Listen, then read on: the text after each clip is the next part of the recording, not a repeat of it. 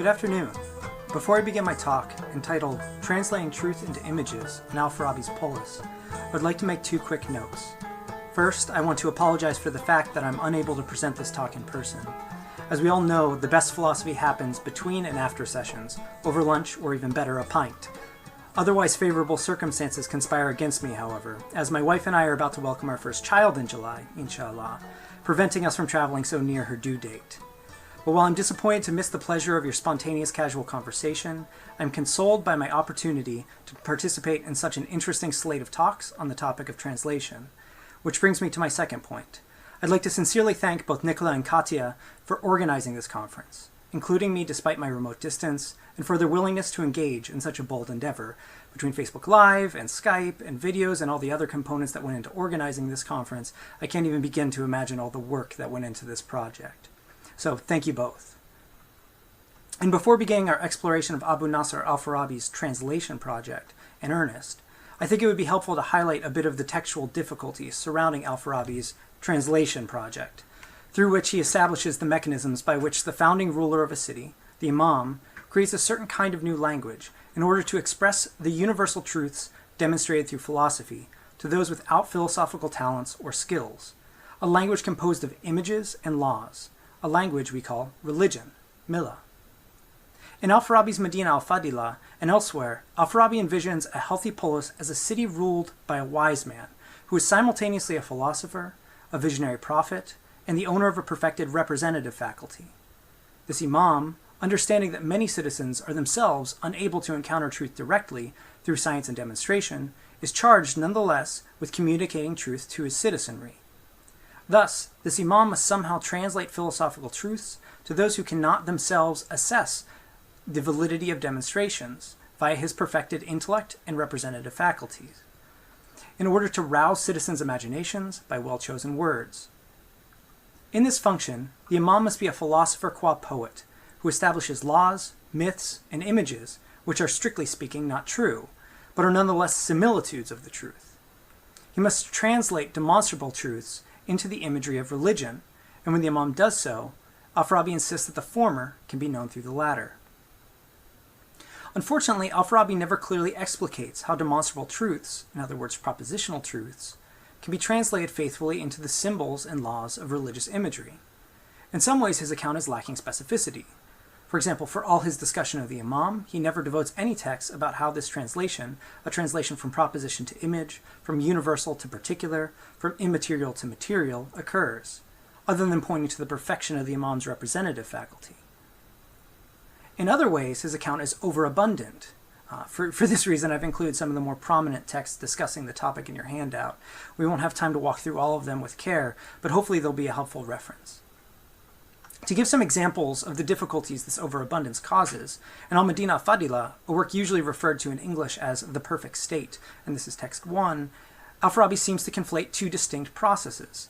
The process of the divination of particular future events, which he discusses previously in the work, which is an emanative process in which the active intellect somehow gives knowledge of future particulars to those with a well-developed representative faculty, but not necessarily a perfected intellect.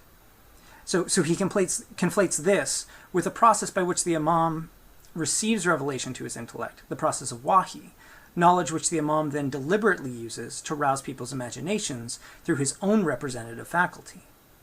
In Tahsil al-Sa'ada, the attainment of happiness, al-Farabi is emphatic that the Imām deliberately translates from the demonstrations of philosophy to the images consumed by the multitude, describing him as inventing or creating iktara'a, the images.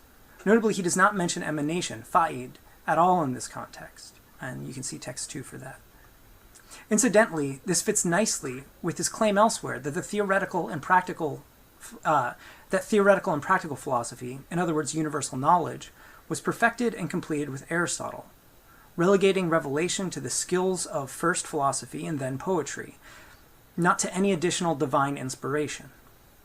Although he does claim in his canons of poetry that the, quote, finest poetry is that which is produced spontaneously.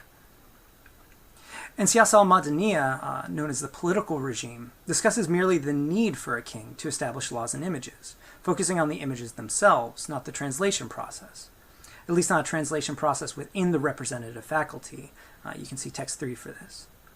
In fact, when discussing revelation, al-Madīna seems to equate the reception of revelation with achieving the status of the acquired intellect, in other words, complete knowledge, which is itself equated with happiness, which is itself equated with self-rule, which is itself equated with rulership over a city, with no reference to the representative faculty at all.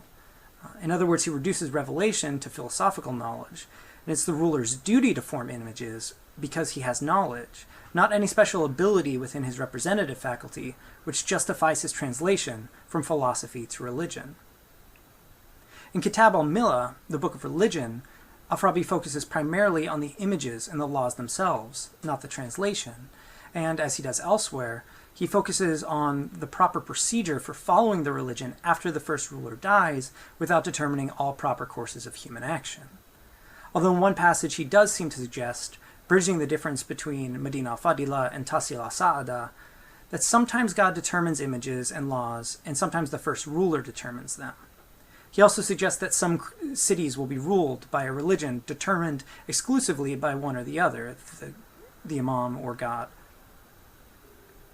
The places where al-Farabi is most clear about the role of symbols and imagery are in his texts on poetry and language, so these are texts 5 and 6 on your handout. But here revelation and religion are not discussed, except briefly in Kitab al-Huruf, the Book of Letters, where he simply emphasizes that religion is subservient to philosophy. Instead, poetry is analyzed, described as both strictly speaking, false, and as a kind of syllogism, syllogismus, which causes the hearer to imagine a proposition which is like the truth. He even describes these poetic syllogisms as having the power of analogy, kua qiyas, a term which carries a juridical connotation. As analogy, qiyas is the method used by certain schools of Islamic jurisprudence to extrapolate from existing laws contained within the Quran and Sunnah in order to apply this analogical reasoning to novel scenarios. So there's some textual problems with his account. But largely speaking, his texts on this issue can be grouped into 3 positions. A, those passages which entertain the possibility that religion is revealed as determined to the Imām in his representative faculty, variously by God or the active intellect. Texts diverge on this point. B, those passages that insist that the Imām invents revelation within his representative faculty, so the Imam's the one doing the work. And C, those passages which are undetermined regarding revelation. Notice that Kitab al-Millah has elements of all 3 positions. Clearly group C, because it's just underdetermined, is compatible with both of the prior groups. Issues arise, though, when comparing A and B, and without focusing too deeply on the different non-exclusive psychological models being used in A and B, let me just summarize briefly. Given what al-Farabi says about spontaneous poetry, the mechanisms of A can be made compatible with the mechanisms of B, as a sort of automated, spontaneous version of what would normally be a deliberative, creative process, which is the process we'll be discussing today. In passage 1, you'll see that al-Farabi is insistent that the Imam's intellect mediates between the active intellect and the representative faculty, giving credence to this view. Likewise, in al-Madīna, which does not explicitly espouse the view that the active intellect acts directly on the representative faculty, al-Farabi suggests that insofar as the active intellect is essential for human psychology, giving the ruler the principle for intellection, as well as a faculty for seizing definitions and knowing happiness, quote, it is possible to say that the first cause is what brings about revelation to this human being by the intermediary of the active intellect, end quote. That said, while A and B can be made compatible, it would be dishonest to suggest that al-Farabi is clear on this issue. Needless to say, we will not be settling al-Farabi's translation project today. However, what is clear is that a sort of translation does occur, starting with certain truths and ending in images, although he never uses the term translation himself, this being the preferred jargon of al-Farabi scholars. And it is essential for the Fārābīan project that it is a translation, not a mere deception, not a noble lie. Because while al-Farabi clearly draws on Plato for his doctrine, who he reads more charitably on this issue than perhaps Plato deserves, and while al-Farabi's Imām is the, quote, more austere and less pleasure-giving poet and storyteller, end quote, that Plato describes in Republic 3, quote, one who would imitate the speech of a decent person and who would tell his stories in accordance with the patterns laid down, end quote, Al-Farabi's conception of religion does not parallel the Phoenician tale of the Republic. Unlike the Phoenician tale, which famously establishes a class system of gold, silver, and bronze citizens, and is intended to deceive the citizenry in order to maintain the established hierarchical order, al-Farabi's religion is itself a form of education. What makes it a translation rather than a lie is that it can be translated back. Proper translations are not unidirectional. This is vital not only for the ethical justifiability of al-Farabi's own project, but that of those who adopt al-Farabi's insight. For example, Ibn Sina, Ibn Rushd, Moshe ben Maimon, and even Ibn Tufayl, who is otherwise very distrustful of anything al-Farabi has to say on religion, or frankly philosophy outside of logic. Like al-Farabi, these thinkers view religion as an imagistic translation of the truths of philosophy, though they likewise vary as to whether the translation is revealed to the prophet or invented by the prophet.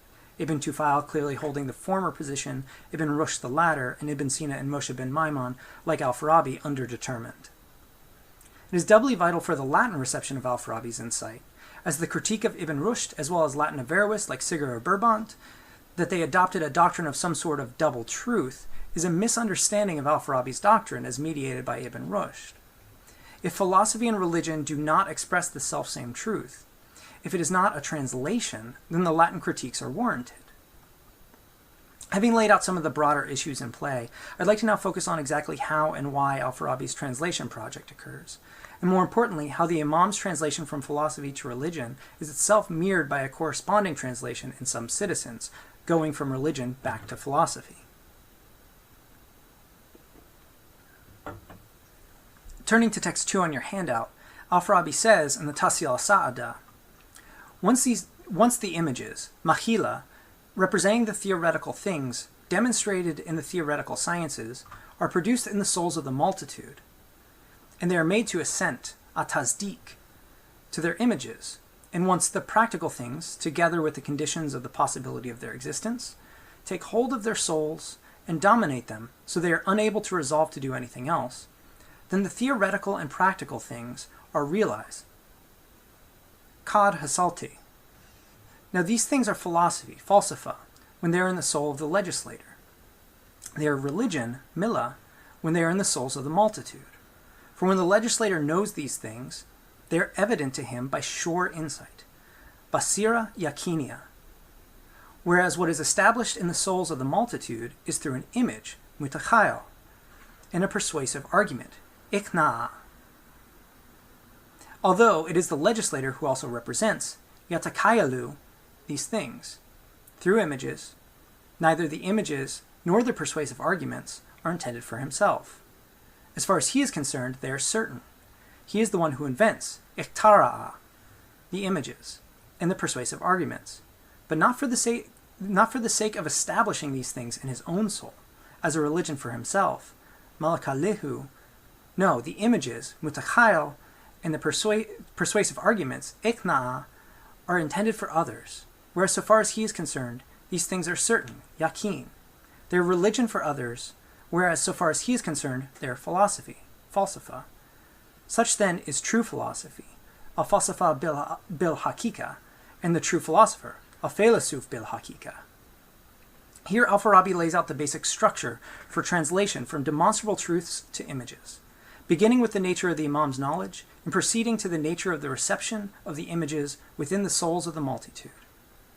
The Imam knows all that can be known through the demonstrative science, Burhan, both theoretical and practical. You can see text 7, it also talks about this. And these things are certain, yakin, as he has had certain insights, basira yakinia. Certitude is a technical term for al-Farabi, having very particular epistemological conditions, at least insofar as we're talking about absolute certitude, which he doesn't mention here. Namely, 1, belief, 2, agreement between the belief and the external world, 3, knowledge of the correspondence between the belief and the external world, 4, that the untruth of the aforementioned correspondence is impossible, 5, that the truth of this belief is timeless, and 6, the essentiality of the truth of this belief. Notably, Deborah Black has done some excellent work on this topic if you're more interested.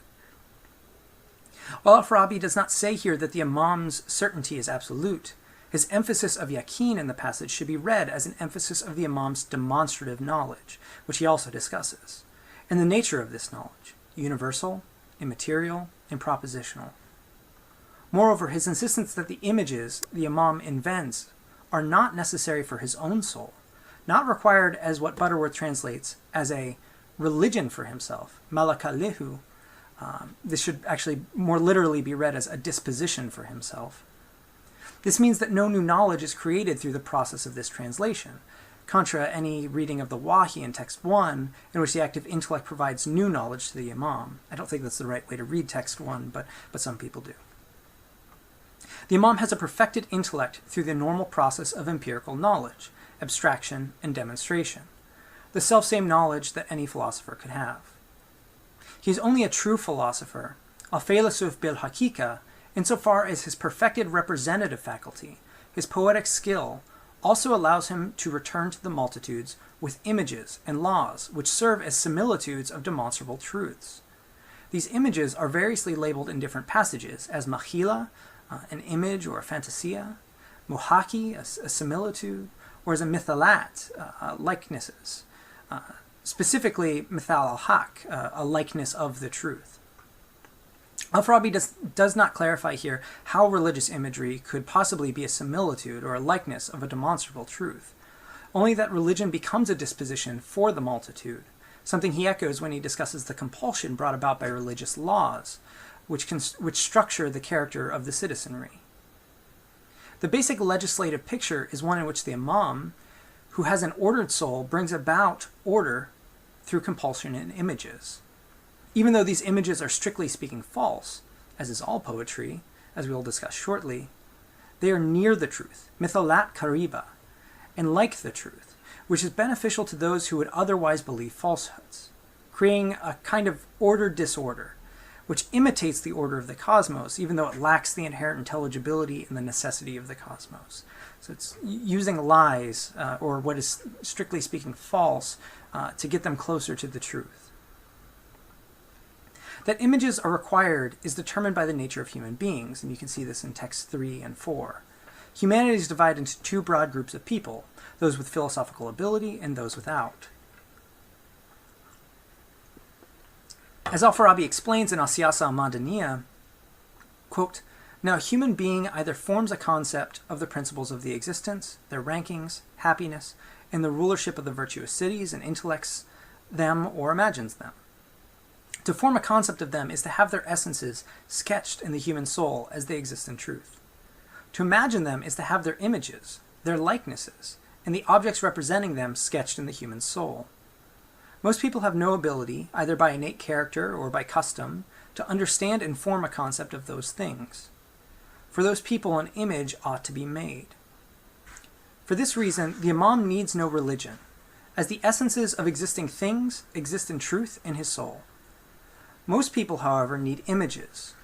Although in al-Madīna, al-Farabi specifies that it is possible for someone to need an image in one science while having conceptual knowledge in another. Al-Madīna al-Fāḍila is more helpful as it further subdivides the abilities of the citizenry. So you can see text 4 for this. I shortened it a little bit. It goes on further past that passage, but you get the most important parts in text 4. The first division is between those who know things, quote, by being impressed on their souls as they really are, or by being impressed on them through affinity and symbolic representation. The first group has knowledge, the latter has merely the opinions of religion. The category of those that know things as they really are is then further divided between those who know through their own insights, in other words, philosophers who know through demonstration, burhan, and are capable of certitude, yaqeen, and those who know through assent, tasdeeq, to the philosophers. Between those that know through demonstration, and one assumes those who assent to them, no dissonance or disagreement is possible. However, for those who know through images, disagreement remains. Because even the best images in the best cities are still only near the truth, and are still, strictly speaking, false. Objections can be made to them. Al-Farabi divides those who are clever enough to object to the inadequacy of religious imagery into 3 different classes. Those who, due to the inadequacy of symbols, stop looking for truth altogether. those who use the inadequacy of symbols to achieve a base aim like wealth or pleasure or honor, using sophistic tricks to reject any symbols which stand as an obstacle to their desires, and last, those who, recognizing one symbol as false, abandon it for another which is nearer to the truth, until they abandon this symbol also. Within this final group, it is possible that someone will eventually tire of all symbols and assent to philosophical knowledge. Of all the citizens, philosophy is only truly translated for this one particular group. The philosophers and those who assent to their authority need no images. They need no translation. Religion, for those that assent without examining the images of religion, is not truly a translation of philosophy, but a compulsion which leads them to a virtuous and pseudo-ordered life.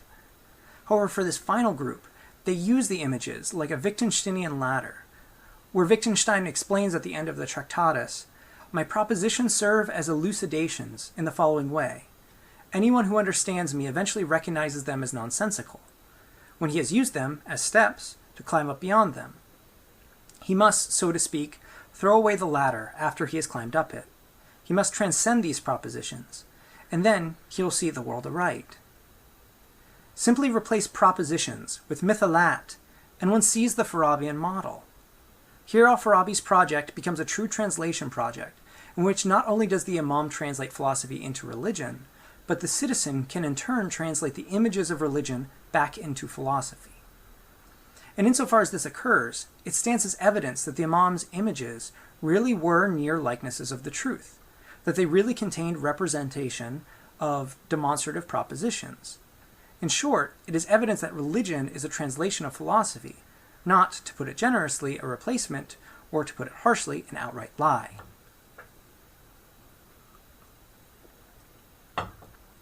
However, the internal mechanisms by which this translation occurs remain underdeveloped, without addressing poetry, as al-Farabi clearly has his poetics in mind while discussing the Imām. He says in his Canons of Poetry, and this is text number 5 on your handout, "Of false statements, al-Kadhiba, some register in the mind, dhihin, of the hearer the object, al-Shai, referred to, taking the place of a direct statement, while others register in his mind an imitation, al-Muhaki, of the object, lil-Shai. These last are poetical statements." And later, in text number 6, "Now let no man suppose that the terms sophistry, al-Maghlat, and imitation, al-Muhaki, are identical. On the contrary, they differ in several respects.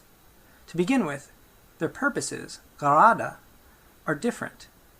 The sophist, al-Maghlat, deludes his hearer into supposing that he is listening to a contrary proposition, so that he imagines that what is not, al-mawjud, ghayru mawjud, and what is not is, ghayru al-mawjud mawjud.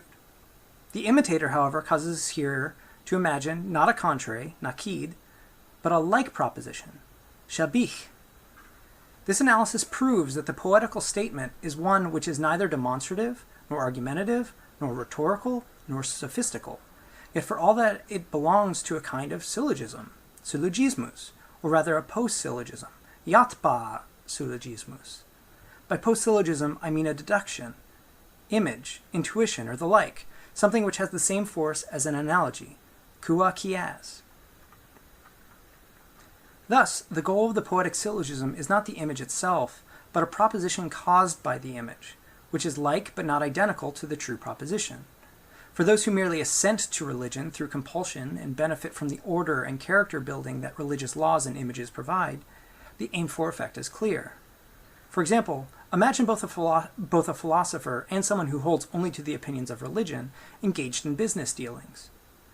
The philosopher believes the propositions, quote, "Human beings cannot complete their necessary affairs, nor gain their most excellent state, except by coming together," end quote. And also the proposition, quote, "The excellent city is filled with cooperation to acquire felicity," end quote. The religious observer believes, quote, "Thieves burn in physical hellfire," end quote. They can still engage in orderly business and cooperation in the city, because each holds a proposition which results in the practical action of not stealing from one another. While divergent, the propositions are not contrary, even though, of course, There are near images which more faithfully reflect the true proposition for why one should not steal than the image of hellfire. But this example is faithful to what al-Farabi has in mind, as he explains in his treatise on poetry.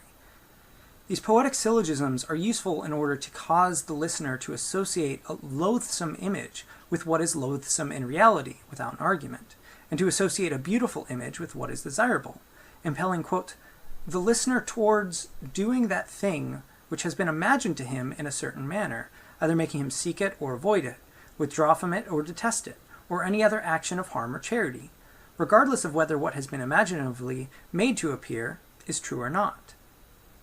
So it serves as a function to make associations so people will act in a proper manner. Moving beyond the fact that those who follow the Imām through the compulsion of laws and images, moving beyond the fact that those who follow the